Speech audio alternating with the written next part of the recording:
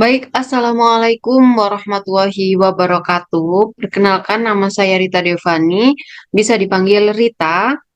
Saya mahasiswi aktif di semester 6 Program Studi Ekonomi Syariah Universitas Hayam Wuruk Perbanan Surabaya. Baik, saya di sini akan menjelaskan materi tentang manajemen keuangan Islam. Oke, baik teman-teman, kemarin sudah ada beberapa soal yang di-share. Sekarang kita akan membahas satu soal di manajemen keuangan Islam ini. Oke.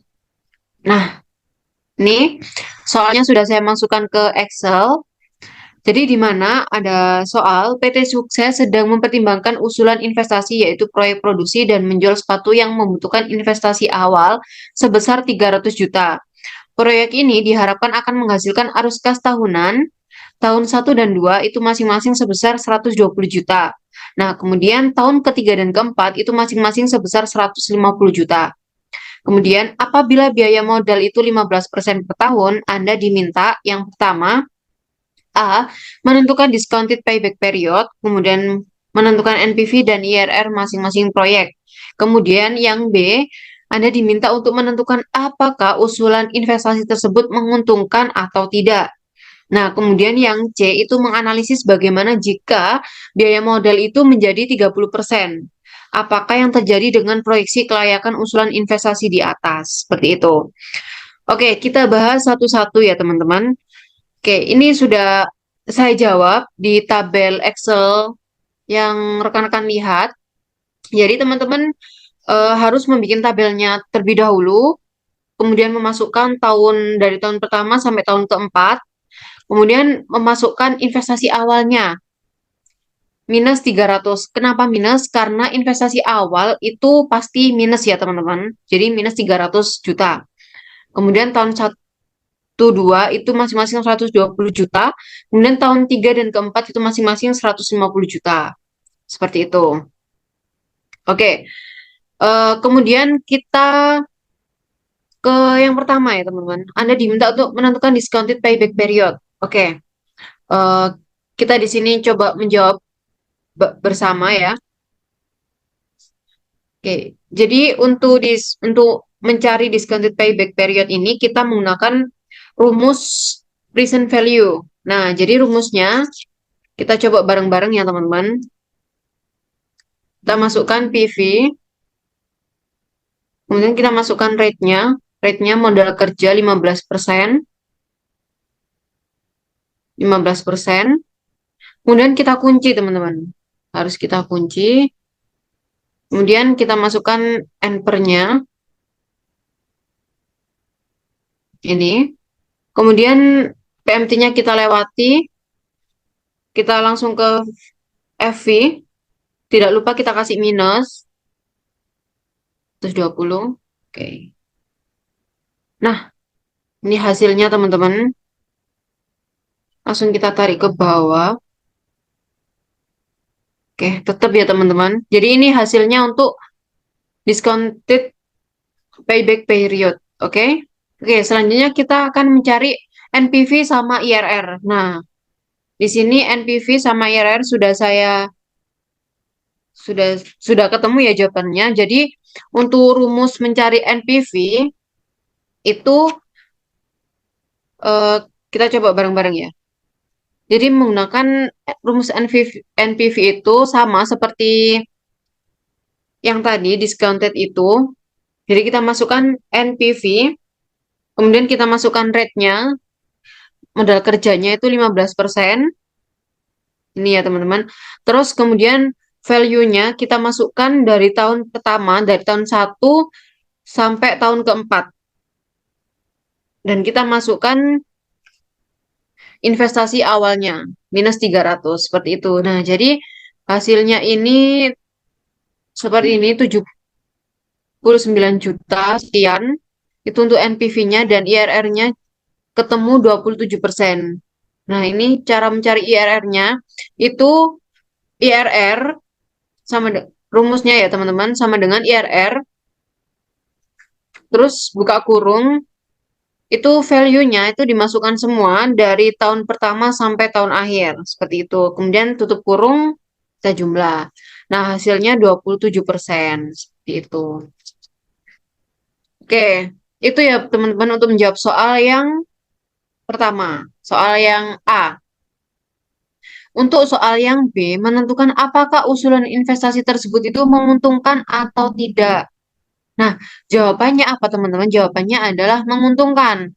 Karena NPV-nya itu lebih dari nol dan IRR-nya juga lebih dari biaya modal. Seperti itu teman-teman. Oke, untuk soal A dan B sudah terjawab. Kita lanjut ke soal yang C. Menganalisis bagaimana jika biaya modal itu menjadi 30%. Awalnya tadi kan 15%, sekarang menjadi 30%. Nah, apakah yang terjadi dengan proyeksi kelayakan usulan investasi di atas? Nah, seperti yang awal tadi teman-teman, cuman diganti 15 tadi itu 15% itu diganti 30%. Seperti itu. Oke. Jadi ini ya discounted-nya. Jadi seperti rumus yang awal tadi sama pakai present value sama dengan PV, PV, terus kemudian rate-nya dimasukkan 30%, kemudian kita kunci, kemudian N-nya kita masukkan, kemudian PMT-nya kita lewati teman-teman. Kemudian minus, nih, oke. Nah, ini hasilnya teman-teman. Sama ya seperti awal tadi. Oke. Oke, terus kemudian ini kan sudah ketemu ya teman-teman untuk discounted-nya. Kemudian kita mencari NPV-nya seperti awal tadi. Kita mencari NPV yaitu kita pakai rumus ya teman-teman. Kita coba ya pakai rumus sama dengan NPV. Kemudian kita masukkan rate. Rate-nya 30%. Nggak usah dikunci ya teman-teman. Kemudian value-nya kita masukkan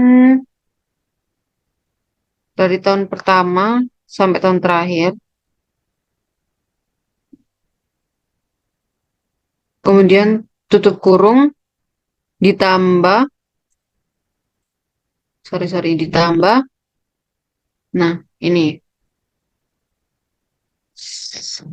sama dengan ya ini ya hasilnya teman-teman. Hasilnya minus 15 juta sekian. Oke. Untuk mencari IRR-nya juga sama seperti yang atas tadi teman-teman. Mencari IRR ketemunya itu 27%. Oke, kita coba ya teman-teman. Untuk mencari IRR itu sama dengan bentar.